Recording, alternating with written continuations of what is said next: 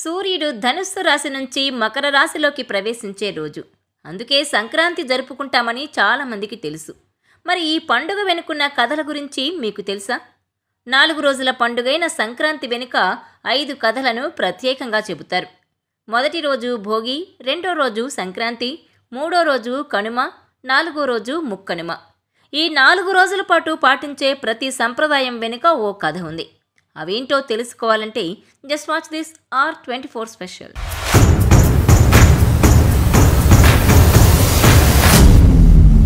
పూర్వం సగరుడు అనే రాజుండేవాడు. ఆయనకు 60,000 మంది కొడుకులు. వీళ్ళంతా ఓసారి కపిలముని ఆశ్రమంలోకి ప్రవేశించి ఆయన తపస్సును భంగం చేశారు. దాంతో కపిలముని వాళ్ళందరినీ బూడిదగా మార్చేశాడు.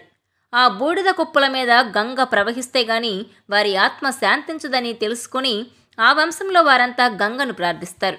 కానీ ఆకాశంలో ఉండే గంగను ఎవరూ నేల మీదకి తేలేకపోయారు. సగరుడి వంశంలో పుట్టిన భగీరథుడు ఈ పని చేయగలిగాడు. ఆయన తపస్సుకు మెచ్చి సంక్రాంతి రోజునే గంగమ్మ నేల మీదకొచ్చిందని చెబుతారు. సంక్రాంతి పండగొస్తే వాడవాడలా గంగిరెద్దులు కనిపిస్తాయి. అసలు ఈ సంప్రదాయం ఎలా మొదలైందంటే, పూర్వం గజాసురుడు అనే రాక్షసుడుండేవాడు. శివుడి కోసం తపస్సు చేసి పరమేశ్వరుణ్ణి తన ఉదరంలో ఉండేలా వరం కోరుకుంటాడు. ఇచ్చిన వరం మేరకు శివుడు గజాసురుడి ఉదరంలో ఉండిపోయాడు. అప్పుడు శివుణ్ణి బయటకు రప్పించేందుకు ఉపాయం ఆలోచించిన దేవతలంతా ఒక్కొక్కరు ఒక్కో వాయిద్యాన్ని పట్టుకొని నందితో కలిసి గజాసురుడి దగ్గరకు బయలుదేరారు. వీళ్ల ప్రదర్శనను మెచ్చిన గజాసురుడు ఏదన్నా వరాన్ని కోరుకోమని అడిగాడు. తన పొట్టలో ఉన్న శివుణ్ణి బయటకు పంపమని వరాన్ని అడిగాడు శ్రీ మహావిష్ణువు. అలా ఆనాడు శివుణ్ణి తిరిగి కైలాసానికి తీసుకొచ్చేందుకు చేసిన ప్రయత్నమే ఇప్పటి గంగిరెద్దుల సంప్రదాయానికి నాంది అని చెబుతారు. ఈ కథను వినాయక చవితి సందర్భంగా కూడా చెప్పుకుంటాం. సంక్రాంతి సందర్భంగా ఇంటింటా అడుగుపెట్టే హరిదాసుకు కూడా ఓ ప్రత్యేకత ఉంది.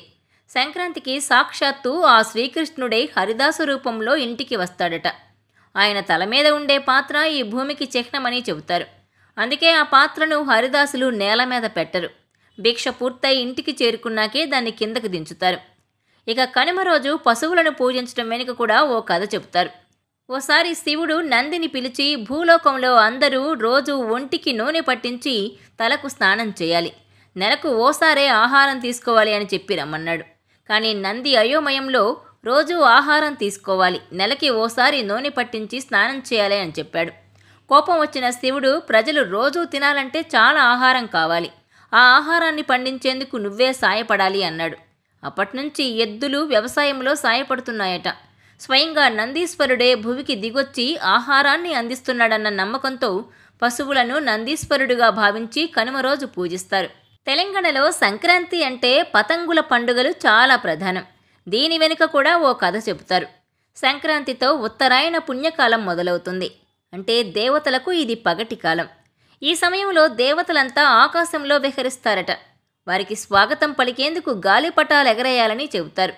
ఇంకా చెప్పుకుంటే గొబ్బెమ్మల నుంచి భోగిపళ్ళు, బొమ్మల కొరువు వరకు సంక్రాంతి సందర్భంగా పాటించే ప్రతి ఆచారానికి, సంప్రదాయం వెనుక ఓ కథ ప్రచారంలో ఉంది.